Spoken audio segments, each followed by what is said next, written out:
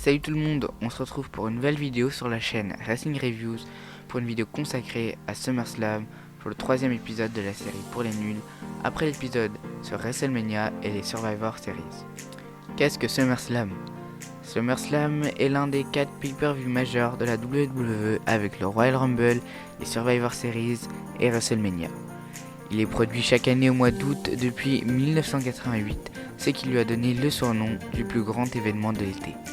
Il est considéré comme le plus grand événement de l'année après WrestleMania. Le Staples Center de Los Angeles a accueilli SummerSlam durant 6 ans.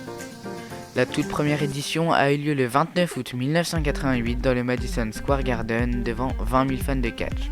Le main event opposait The Mega Power, Hulk Hogan et Randy Savage contre The Mega Bucks, Ted DiBiase et Andre the Giants avec un arbitre spécial, Jesse Ventura. Quant à l'édition de l'année dernière, SummerSlam s'est déroulé au Barclays Center à Brooklyn devant 16 169 personnes qui ont vu s'affronter Brock Lesnar et Roman Reigns. L'affluence record pour SummerSlam est détenue par la 5e édition du plus grand show de l'été qui se déroulait à Londres, à Wembley.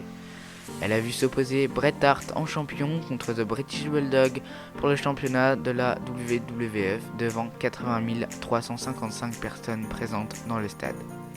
Quant à elle, la plus petite affluence est détenue par la 15e édition qui se déroulait en 2002 à Yandale, à New York, au Nassau Coliseum. Elle a vu s'affronter The Rock contre Brock Lesnar pour le Undisputed Championship devant 14 797 personnes. La superstar qui a fait le plus grand nombre de participations à SummerSlam est The Undertaker avec 16 apparitions au plus grand show de l'été. Quant à celle qui a le plus gagné à SummerSlam, c'est aussi The Undertaker avec 11 victoires. Voilà, c'est déjà la fin de cette petite vidéo sur SummerSlam, j'espère qu'elle vous aura plu. N'hésitez pas à donner votre avis en commentaire, à vous abonner et à liker. Salut!